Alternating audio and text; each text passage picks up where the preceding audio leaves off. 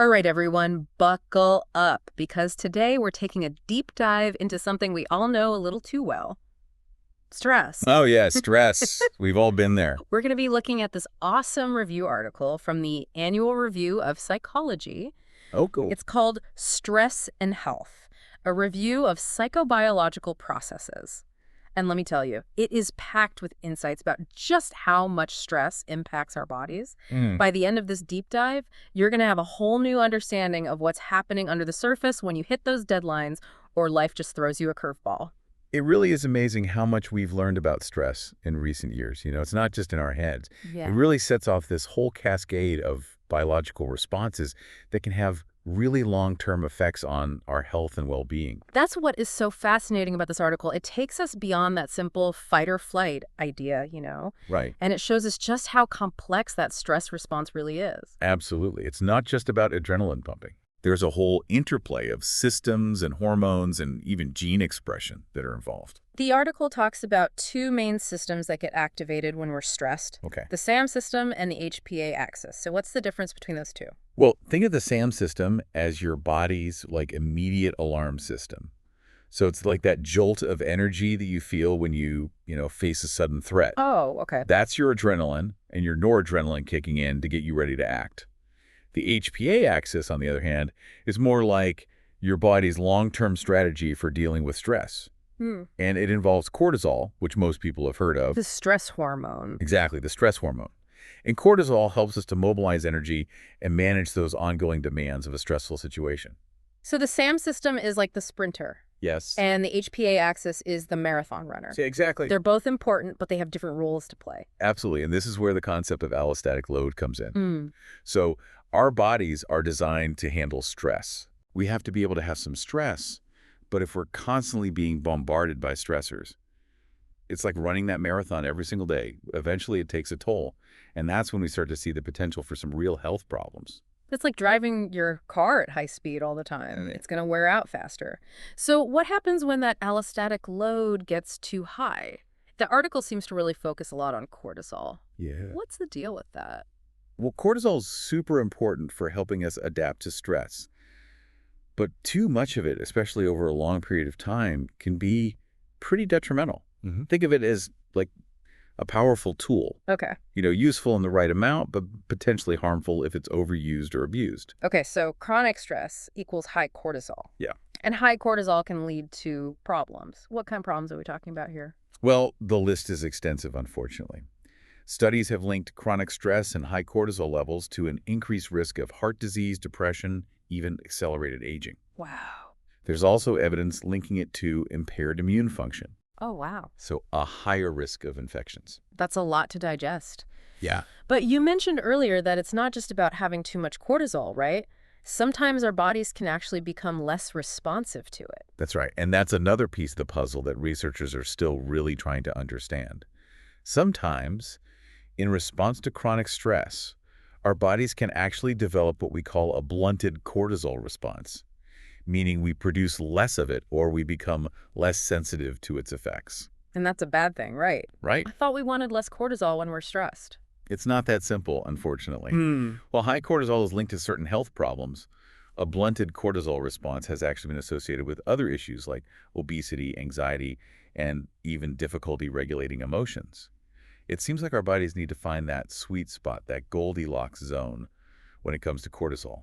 Not too much, not too little, but chronic stress can really throw that balance off. So how do researchers even measure cortisol? Is it like a blood test? There are actually several ways to measure cortisol levels, which is really fascinating because each method gives us a different perspective on how stress is impacting the body. For example, researchers can measure your cortisol levels in response to an acute stressor in the lab, Oh, interesting. like giving a speech or doing mental math under pressure. That shows your immediate reactivity to stress. So it's like a snapshot of your stress response in action. Are there other ways to measure it? Absolutely. There's also what we call the cortisol awakening response, which measures how much cortisol you produce in that first hour after waking up. Okay. And it's thought to reflect how your body is preparing for the day ahead. So that's like a measure of your baseline stress level. Yeah, you could think of it that way. Yeah. And then there's measuring the decline in your cortisol levels throughout the day, which should naturally decrease as the day goes on. And believe it or not, researchers can even analyze cortisol levels in your hair. Hair cortisol. Yes, to get a sense of your long-term stress over weeks or even months. That's wild. So, what have scientists discovered about the link between these different cortisol measures and actual health outcomes? Well, there's some pretty compelling evidence, especially when it comes to cortisol reactivity. That's that snapshot of how you respond to an immediate stressor. Studies have shown that people who show a greater spike in cortisol in response to stress have a higher risk of developing hypertension later on. For example, one study found that for every standard deviation increase in cortisol response, there was almost a 60% increased chance of developing hypertension. Wow, that's significant. But you also mentioned that blunted cortisol responses can be problematic too. That's right. What kind of health issues are associated with that? Well, there's research suggesting that lower cortisol reactivity might be linked to an increased risk of obesity, depression, and anxiety. Wow. One study, which followed individuals who were exposed to famine during World War II, found that those who had lower cortisol reactivity in adulthood were more likely to experience these conditions. So it really does seem like finding that cortisol sweet spot is key. But it's not just cortisol that's affected by stress, right? The article also mentions the autonomic nervous system. Can you explain what that is and how it plays into all of this? Sure, the autonomic nervous system is like the control center for many of our bodily functions. So things like your heart rate, your breathing, your digestion, it's constantly working behind the scenes to keep things running smoothly. So it's like the body's autopilot, but how does stress interfere with that? Well, the autonomic nervous system actually has two branches. The sympathetic nervous system, which revs us up for action, and the parasympathetic nervous system, which calms us down. When we're stressed, the sympathetic nervous system tends to dominate, putting us in that fight or flight mode. So it's like our bodies are stuck in high gear, even when there's no immediate danger. What kind of impact does that have on our health over time? Well, imagine driving your car with your foot on the gas pedal all the time. Eventually, something's got to give. Chronic stress can lead to an imbalance in the autonomic nervous system, with the sympathetic nervous system calling the shots too often. And this can contribute to all sorts of problems, from high blood pressure and cardiovascular disease to digestive issues and sleep disturbances. It makes sense that this constant state of tension would take a toll on the body. So are there ways to measure this imbalance in the autonomic nervous system? Yeah, there are a few key indicators. One is blood pressure. Studies have shown that chronic stress, especially in the workplace, is linked to higher blood pressure even during sleep. Really? Yeah. So if you're feeling that constant pressure at work, it's not just affecting your waking hours, it's impacting your sleep and potentially setting you up for health issues down the road. That's pretty alarming. So keeping an eye on our blood pressure is definitely important. Are there other ways to measure this autonomic nervous system imbalance? Another key measure is something called heart rate variability, or HRV. This refers to those tiny variations in time between your heartbeats. A healthy heart rate actually isn't perfectly regular. There's a bit of variability, and that's a good thing. Okay. It means your body is adapting well to changes. However, when we're chronically stressed, our HRV tends to decrease. It indicates that our bodies are less flexible and adaptable. Interesting. Low HRV has been linked to a higher risk of cardiovascular disease and other health problems. Can even predict that blunted nighttime blood pressure dip that we talked about earlier. So checking our blood pressure and finding ways to improve our HRV could be beneficial. What about this generalized unsafety theory of stress the article mentions? It sounds intriguing. Yeah, the generalized unsafety theory of stress, or GUTS as it's sometimes called, is a fascinating new perspective on how our bodies respond to stress. It suggests that our default state is actually fight or flight, and we need to actively perceive safety to turn it off. So it's not just about eliminating stressors, it's about cultivating a sense of safety and security in our lives. That's a really interesting way to think about it. It's like our bodies are constantly scanning for threats and we need to reassure them that we're safe. But we've been talking a lot about how stress affects our hormones and our nervous system. But does it impact us on an even deeper level? It does, and this is where it gets really mind-blowing. There's a relatively new field called social genomics Okay. that's revealing how our environment, including stress, can actually influence how our genes express themselves. Wait, are you saying that stress can actually change our DNA? Not exactly change the DNA itself, but it can affect which genes get turned on or off, which ones are active and which ones are silent. This is called gene expression, and it plays a huge role in determining our health and well-being. Okay, so stress doesn't change the letters of our DNA, but it can change, like, the punctuation, so to speak. Yeah, It can tell our genes when to speak up and when to stay quiet. that's a great analogy. And researchers have discovered a specific pattern of gene expression that seems to be a hallmark of chronic stress. They call it the conserved transcriptional response to adversity, or CTRA for short. It's basically a molecular fingerprint of chronic stress. So, what does the CTRA pattern tell us? Why is it important? Well, it really challenges that old view that stress simply suppresses the immune system. Instead, it seems to create a much more complex dysregulation.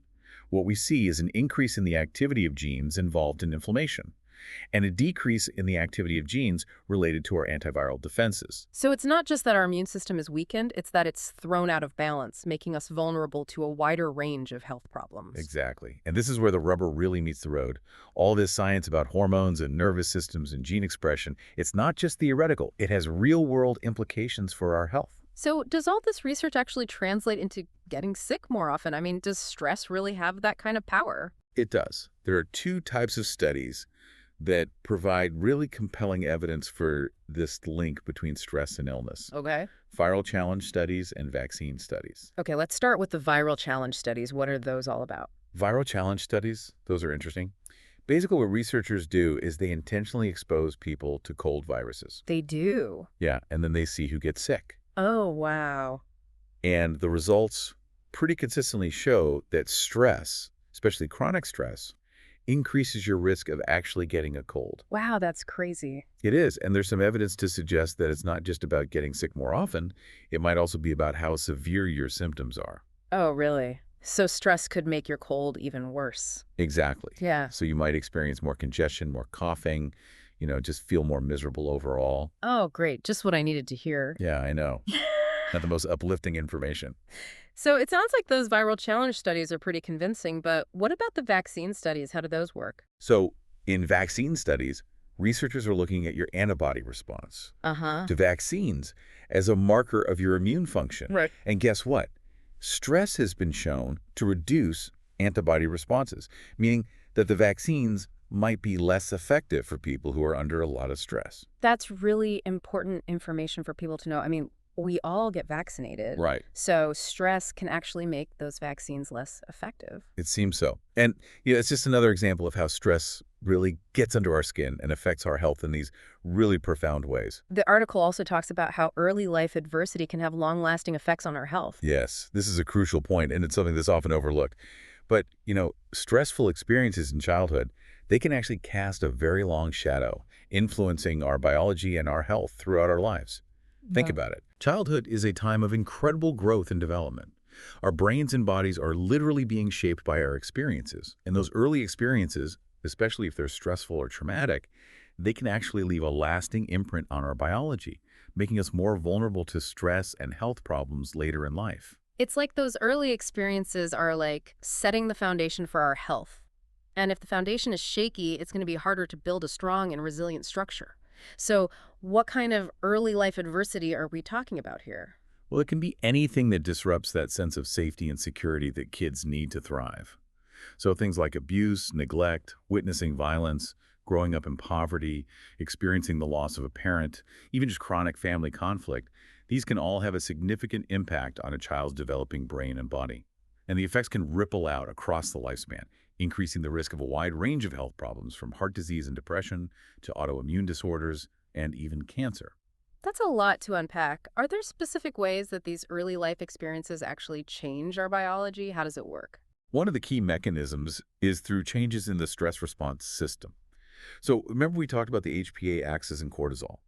Well, kids who experience early life adversity, they often develop a dysregulated stress response. Oh, okay. So their bodies might overreact to stress, pumping out too much cortisol, or they might underreact, producing too little. And as we've discussed, both of those patterns can have negative consequences for health. Imagine a child who grows up in a chaotic or unpredictable environment.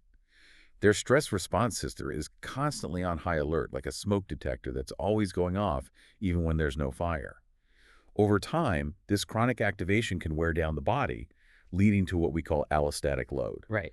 And that increased allostatic load sets the stage for all sorts of health problems later in life. Mm-hmm. And it's not just about the HPA axis. Early life adversity can also affect the development of the autonomic nervous system, which we talked about earlier, leading to an imbalance in the sympathetic and parasympathetic branches, which, as we discussed, can contribute to problems with blood pressure, heart rate variability, and overall stress reactivity. So it's like those early experiences can actually rewire our stress response system, making us more vulnerable to stress and its harmful effects throughout our lives. Exactly.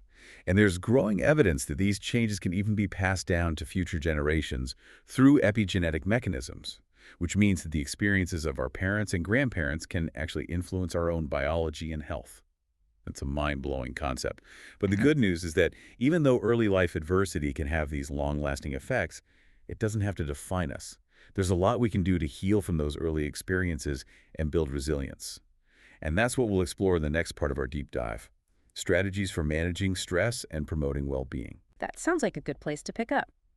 I'm ready to hear about some solutions. Welcome back to the deep dive. I don't know about you, but this whole exploration of stress has been a real eye-opener for me.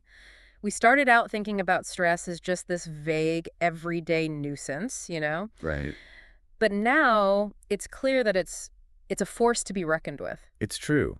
We've seen how stress, especially when it becomes chronic, can really infiltrate every aspect of our being, from our hormones and nervous system to our very genes. Yeah. It's really mind-boggling how powerful that mind-body connection truly is. It is, and while that realization can be a bit daunting, I also find it incredibly empowering. We're not just helpless victims of stress. Right. We have more agency than we often realize. Absolutely. And that's where the beauty of science comes in. By understanding how stress works, we can start to develop strategies to manage it more effectively and really protect our health. Right. It's not about becoming some kind of stress-free Zen master, which is probably not realistic for most of us. It's more about equipping ourselves with the tools and strategies to navigate the inevitable ups and downs of life with more resilience. Think of it this way. You're sailing a boat in stormy seas. You can't control the weather, but you can learn to sail skillfully, anticipate challenges, and ultimately keep your boat afloat. I love that analogy. So, in a sense, stress management is about becoming a more skillful sailor in the sea of life.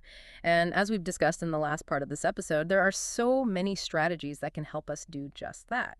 Mindfulness, yoga, cognitive behavioral therapy, nurturing our social connections, getting enough sleep, regular physical activity, and simple relaxation techniques. It's an impressive toolkit, and remember, it's not about doing everything perfectly or all at once. Start with one or two strategies that resonate with you and gradually incorporate them into your daily life. That's great advice. It can definitely feel overwhelming knowing where to start. What's one small step you would recommend for someone who's feeling stressed out and wants to make a positive change? One of the simplest yet most powerful things you can do is to simply become more aware of your breath. Take a few moments throughout the day to just notice your breath flowing in and out. You might be surprised how much this simple act can help to calm your nervous system and bring a sense of peace. It's like a mini meditation you can do anywhere, anytime. I love that. What about those of us who are feeling really stuck? What if stress is starting to have a real impact on our health or well-being? Remember, you don't have to go it alone. There are so many resources available to support you. Don't hesitate to reach out to a therapist, counselor, or doctor. There are also support groups, apps, and online communities dedicated to stress management and mental health. That's so important. Sometimes just talking to someone who understands can make all the difference in the world. It's true. And remember, seeking help is a sign of strength, not weakness. It's a way of taking care of yourself and investing in your well-being. So fellow deep divers, as we wrap up this deep dive into stress and health, I'm left with a sense of both awe and empowerment. Awe at the incredible complexity of our bodies and how they respond to stress and empowerment, knowing that we have the ability to take charge of our well-being. It's been an incredible journey of discovery. And the science is clear. Stress management isn't just about feeling better. It's about protecting our long-term health. It's an investment worth making. So let's make a pact to prioritize our well-being and build those stress-busting muscles. It's a gift we give ourselves and to everyone around us. I'm definitely in. That's a wrap for this deep dive, folks. We've covered a lot of ground, but remember, this is just the beginning of your exploration. Keep learning, keep experimenting, and keep taking good care of yourselves. Until next time, stay curious and stay well.